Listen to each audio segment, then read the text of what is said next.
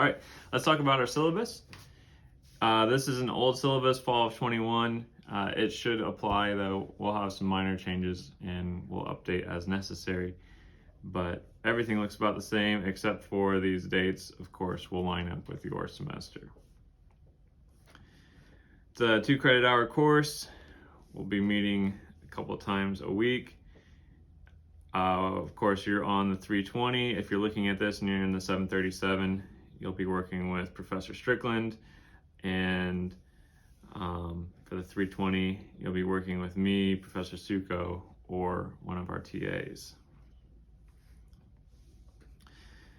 We are hoping in this course to teach you a little bit more about thinking like a captain, preparing you for your career outside of Purdue, and opening up your awareness to what normal operations look like in the larger jet airline world. This will not be an Airbus type rating course, and so we won't expect you to know everything thoroughly in the Airbus. We do, though, want you to be thorough enough with the flows that you can get through those well, and then be able to advance your learning into the thinking. Because if you need to make decisions and those decisions require you to have certain steps in the airplane done, it really slows down the class if you spend half of your time hunting for switches and or not knowing which switches you need to be hunting for. So the more work you can put into learning the cockpit, learning the flows, the more actual learning we can get into during our class time. We have our Airbus manuals. We'll have some videos, these ones that we're producing now. Hopefully you can go through those before class. In the 737, you'll have your manuals for that. We have our checklists and flows. You'll see those documents there on Brightspace. And of course, you'll need to bring your iPad with instrument charts. JEP charts are by far more helpful than government charts, but we can work with government charts if that's what you have. And again, Brightspace, that will be the main hosting ground for all of your information here in the course. So do come to your first class with your iPads and be ready to access Brightspace. By the end of the course, you should be able to show that you can operate in instrument flying procedures and know how to read flight planning documents well. So our expectations, by the end of the course, you should be able to show that you can operate legally in an IFR environment and show that you know how to read some flight planning. You should be able to coordinate with your crew member well, so we'll be developing a lot of that, crew member interactions, call outs, and things like that. Be familiar with cockpit positions, so you'll know the captain position and the first officer position. We don't require proficiency, just familiarity, so don't stress too much about that. And then demonstrate familiarity with system operations in normal and abnormal functions. We'll be doing mostly normal until the second half of the course, and then we'll start introducing some abnormal stuff there. We will be doing a pass-fail for this course, so it's pretty hard, honestly, to fail this course. You have to consecutively either not show up to class or not listen to anything I'm saying or your partner is saying and fly the airplane terribly. If you want to earn that, though, please don't. That gives me a lot of ability to, I don't want to be harsh, but I do want to be brutally honest with you and feedback. And if you aren't cutting it as far as things are going, I will tell you. It doesn't mean that you are failing the course, though. It just means that you need to step up to the plate a little bit better. Here's kind of the breakdown of what we'll be looking at in our sims, and you'll see that on Brightspace as well. We've tried to sort out associated material in each lesson so you can get through it and have help sorting through, you know, this 6,000 page FCOM. We've tried to break out the sections that are more pertinent to you. It would help to read through those if you do have extra time, and that will really advance your knowledge of the airplane and ability to fly it well.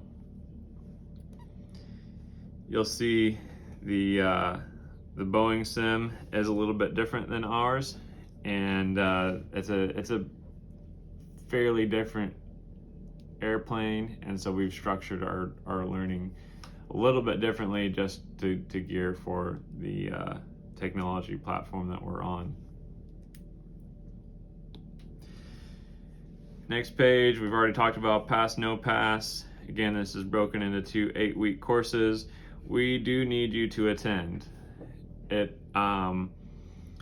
We've built in 2 class periods of free time, but we want to save those for university holidays or quarantines or emergencies that you may have. It's not uncommon for a student to have an emergency and not be able to show up to class, so don't burn an attendance on you feel like sleeping in that day, because we do have to fit this into the time we have available to us, and if it doesn't work, then you might have to get an incomplete.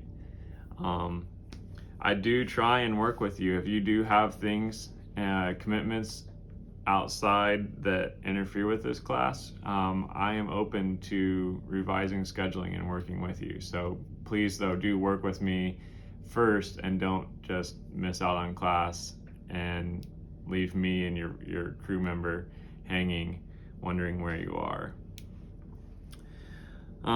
We have our guidance for if you are quarantined and isolated, you can work with the Dean of Students. They'll notify me. Of course, that will be an excused absence. The Protect Purdue policy, we expect you to follow that throughout your time in this course. It is a lab course, so it is difficult to be to not have integrity in this course. I'm not sure how you would cheat.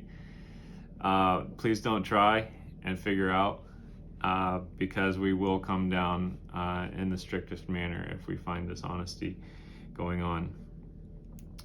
Non-discrimination. You can look at our policy in Brightspace. I will do my best not to do or say anything discriminatory, because I view all people as, as humans.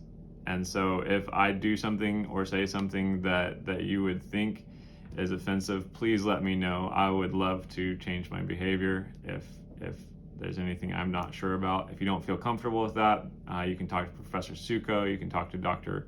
Mott, or current head of the school, and they'll come and address it with me, and you won't have to. So please let me know, though. Accessibility. If you have any kind of learning needs that we can help with, let us know. We are here to help you out. So we do need to know from you, though, what you need to do well in these courses. Mental health. We take it very seriously. If you are struggling, please let us know. Please tell me, contact the Dean of Students. We are here for you. We want to do our best to help you succeed, and if the stress of life is getting to you or anything else at all, we care. So please don't feel like you need to keep that to yourself. Finally, emergency preparation. Of course, you should, we are going to pretend like it's an airplane environment, so we don't want you taking normal calls and texts during flight, because you wouldn't have those during flight. But Purdue will advise us of emergencies on our phones, so I'm not going to expect you to turn those off and completely ignore everything while we're in the sim. And again, if we have an alarm inside of a building, that means there's going to be a fire or something like that, and we'll need to evacuate the building. If you hear outdoor alarms, generally it's a weather event or some external event and will want to shelter inside. And you can get more information on that on Brightspace as well. So it's pretty short and dirty there, but there's our syllabus, and look forward to working with you this semester.